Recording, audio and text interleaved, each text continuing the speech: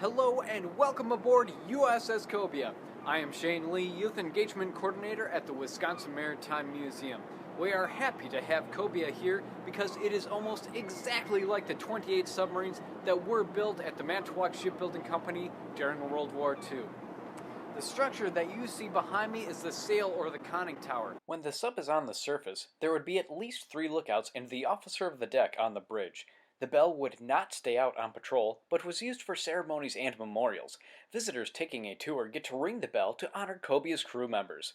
Cobia served 6 war patrols in the Pacific Ocean. She fired 50 torpedoes, sank 13 enemy ships, and rescued 7 downed airmen.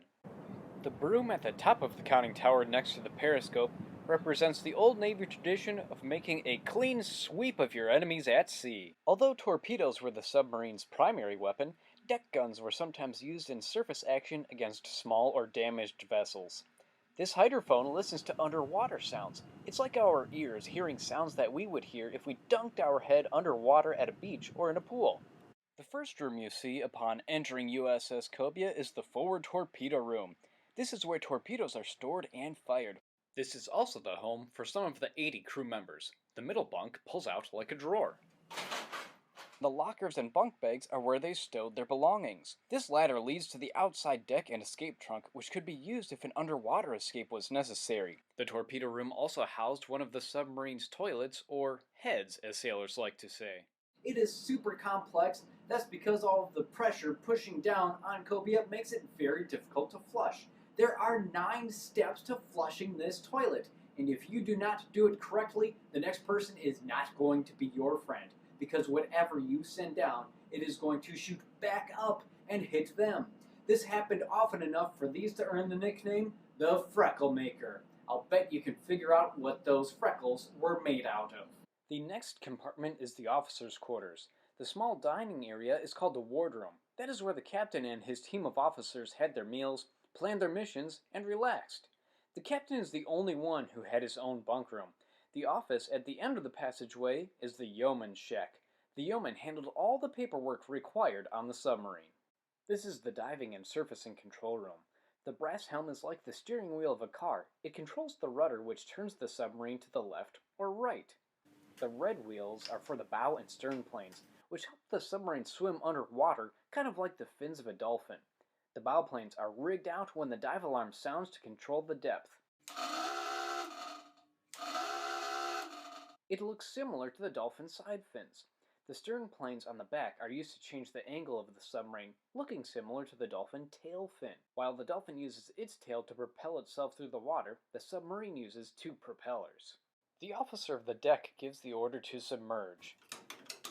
The chief of the watch opens the vents to the ballast tanks, which then fill with seawater, and the submarine starts to dive. 2 lookouts down from the bridge man the red wheels, and the 3rd lookout mans the trim manifold in the corner that keeps the boat level. Above us is the captain's battle station, where he looks through the periscope. Submarines drilled until they could reach periscope depth within a minute. Cobia's crew only dove below her test depth of 312 feet if absolutely necessary, such as to avoid depth charges. There are no windows in the submarine, so the crew finds its way around by using sonar, kind of like a dolphin uses echolocation. When the captain was ready for the submarine to resurface, he would assess the situation from periscope depth, and the submarine would resurface upon his order. The next compartment is the enlisted men's crew's mess and galley. The 2 or 3 cooks provided full meals, often serving steak, chicken, or ham for all the men aboard the submarine. Perishable food was stored below in the walk-down cooler called the chill box. Canned food was stored throughout the boat wherever there was room, even in the showers. Submariners were divided into 3 shifts.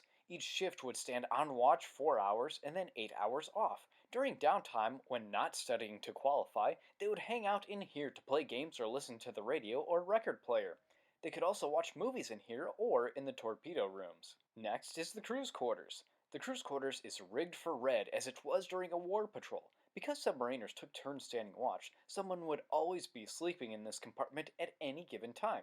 At night, most of the compartments were rigged for red to help the men's eyes adjust quickly for night lookout duty topside. Beyond the crew's washroom are the forward and after engine rooms. The submarine has 4 internal combustion engines that work in 4 steps: suck, squeeze, bang, blow.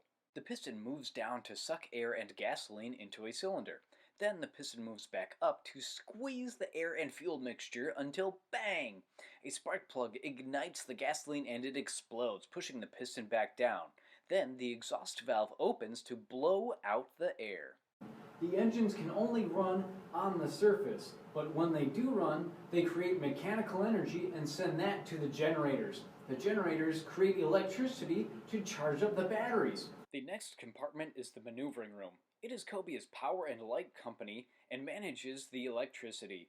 It also sets the speed of the submarine, similar to the brake and gas pedal on a car. The final compartment is the after torpedo room. The image you see at the end of the torpedo tube is USS Cobia's battle flag. A cobia is a species of fish. Submarines during World War II were named after species of fish or sea creatures like the hammerhead, loggerhead turtle, and redfin.